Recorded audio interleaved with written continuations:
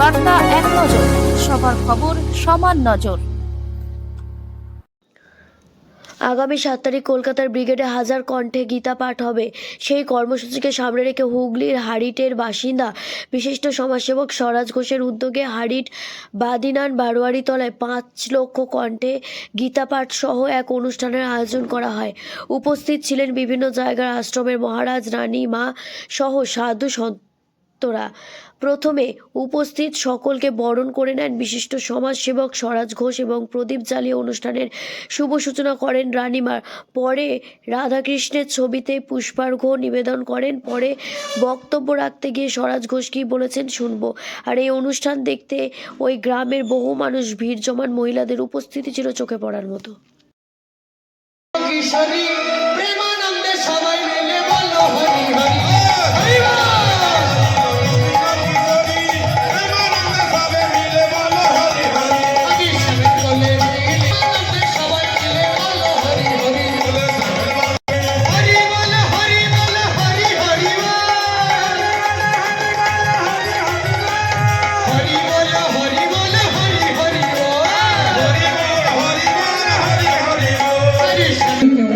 তাই সবাই মিলে বলবেন হরি নাম কৃষ্ণ নাম জয় জয় অবিরাম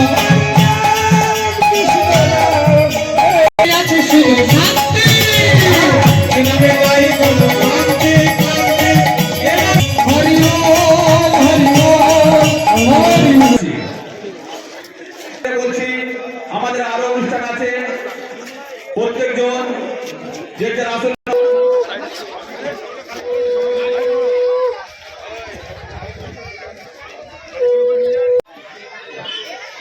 যে 5 লক্ষ কণ্ঠে গীতা পাঠ, সেই গীতা পাঠের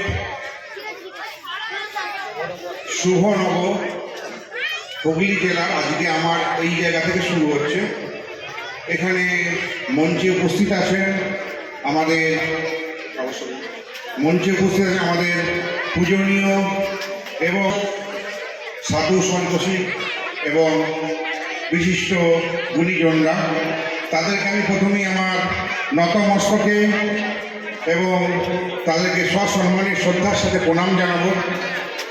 তার সাথে আমার সামনে যারা উপস্থিত আছেন আমার সনাতনী মা বোন ও ভাইয়েরা, এবং আমার মাইকের আওয়াজ যতদূর যাচ্ছে এই গ্রামবাসীর প্রতিটা ঘরে আমার হিন্দু সনাতনী মা বোন ও ভাইদের কাছে প্রত্যেককে যথাযথ সম্মান, শ্রদ্ধা ও প্রণাম জ্ঞাপন করছি। আমরা আজকে এখানে উপস্থিত হয়েছি কেন, তার মূল বিশ্লেষণ মহারাজ এখানে আছেন। তারা বিভিন্ন বক্তব্যের মধ্যে এবং তাদের যে আপনারা জানেন এখানে কীর্তনিয়া যিনি আছেন প্রচার করেছেন ওনার নামে, উনি আপনাদেরকে বিভিন্ন কীর্তনের মধ্যে গান শোনাবেন এবং সনাতনী ধর্ম সম্বন্ধে আপনাদেরকে নিশ্চয়ই কিছু বোঝাবেন। আমি এখানে ওনাদেরকে বিলম্বিত করব না এবং টাইম নষ্ট করব না। শুধু একটা কথাই আমি ওনাদেরকে বলবো, আমাদের যে সনাতন ধর্ম, যে সনাতন সংস্কৃতি, এটা আমাদের উত্তরাধিকারী বছরের পর বছর এই সনাতন ধর্ম আমাদের হয়ে আসছে। কিন্তু